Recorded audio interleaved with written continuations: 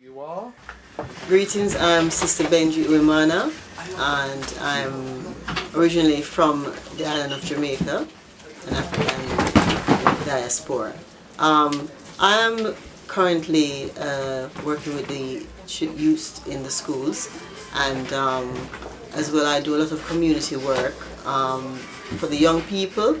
I'm involved with several projects, one of which is all about assisting the youths who are in education. It's a project that supports them, mentoring financially, whatever means necessary. We go to the community contributes, and that contribution is passed to the youths. Personally, that's what I've always done. I've always believed in focusing on the youths and just generating as much to show the youths that really we care. Because I think really, instead of always a lot of talking, I think from experience I've learned that the less talk and the more action is what is needed.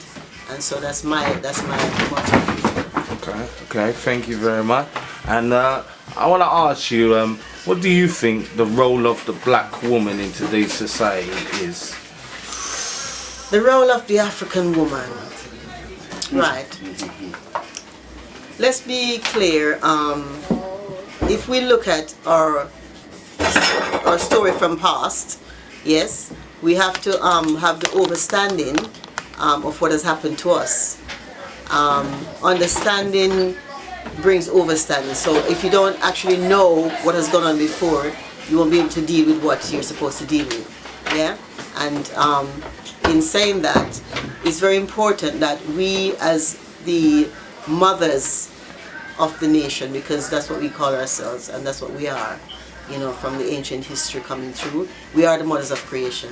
And unless we realize and recognize that, then we won't know our real role. Now for me, for my community, yeah, and my job as a woman in my community starts from me being a mother, I suppose, really. Yeah, that's the first thing really for me, because I've gone through of being a daughter.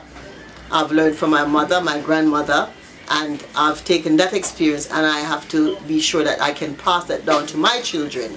Yeah, and it's about taking the history lesson from your elders, from your mom. When your mom telling you to do something, it's not about because they're authority over you, but it's overstanding. Because as they say, when you have children of your own or when you go through life, you realize what they were telling you.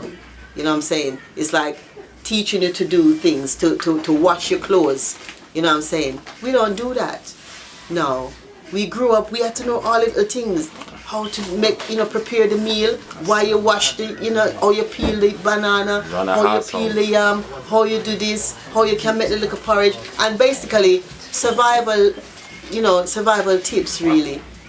And we don't have that now because it depends on where you are.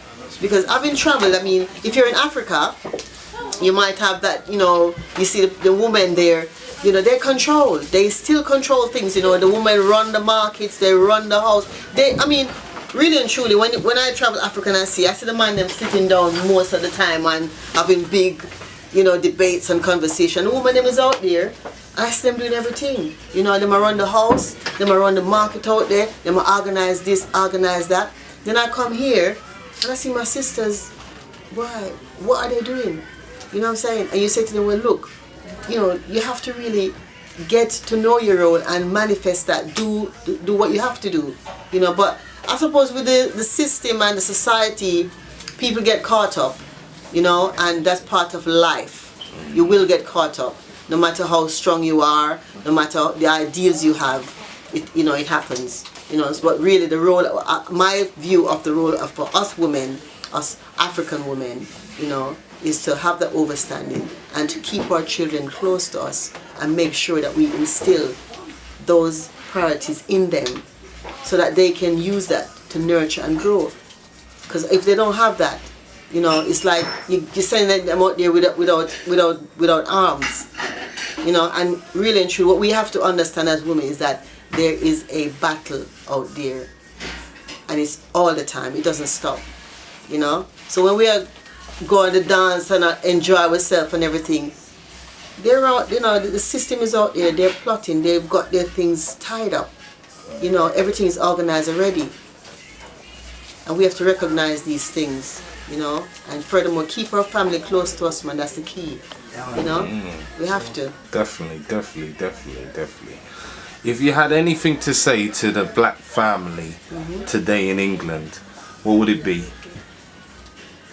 Well, I think Marcus Garvey told us, you know, and he said, you know, we have to organize and centralize. But I think people don't really have the full understanding of organizing and centralizing. I think people think, well, we're going to all come together as one quickly and it's going to happen and we're going to go Africa and get back everything and, you know. But the key, I think the basic of the idea is finding like-minded people. You know what I'm saying? Because I'm a person, I know what I want, I know what I have to do, I know what my vision is, and I know what I want to see at the end of that road. You understand? And I'm working towards that. And I don't do a lot of talking now because I've talked my life away already. So now is the action time. So what I do is look for the like-minded people. And it's a simple thing. Because with experience you go through life, you know that, well, you know what? I can work with a brother here now. Yeah, I know him for how much. I say, I think I can work with him. The one day, I think I'll leave him. And that's what it's about, you know. So even sometimes you have to go through the process of actually working with somebody or testing them and see what they're made of. But that doesn't mean you have to diss people and, you know, because it's life and people are going to be weak, people are going to be strong. Even you yourself, times you'll fall along the way because something happens and you just make a slip, but it's a recovery process, you know.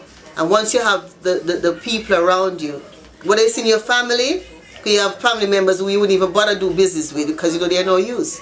But it's identifying people. That one is an excellent person to deal with money because they can organize things with, you know, they know what they're talking about. That one, yeah, them can go buy the goods, you know what I'm saying, because they know how to test it. Them can. It's like some people, you said, go buy me a piece of yam. And they come up with the most spoiled, rotten thing, you know what I'm saying? And you think, but what? You mean say you don't know yam? You know what I'm saying? And another man will go and tell you, oh, yeah, you have to knock that and you have to test that and you have to, you know? And all the things, but them things that come from the old experience, like I said, with the elders. Because the elders used to tell us these things. When your mother carried it to the market with her and she say, you see her hold the thing and she shake the coconut and, you know? And she explained to you, yeah, you hear that? You know? If you don't hear enough what thing in it, that means that dry out. You know what I mean? If it's all full, it's good. You know what I mean? We knock the pipe, you know, the papa and all them things, you know what I'm saying? It's all these other things. So it's a matter of knowledge. And knowledge, you know, it's forever. It never stops. And that's it for me. Beautiful, sister, Yeah. beautiful. Give thanks. Thank you for speaking with Black Ice TV. Big us up. Yeah, power to the Black Ice TV station and keep it going, my brother. That's it's an honor. Thank you. Give thanks.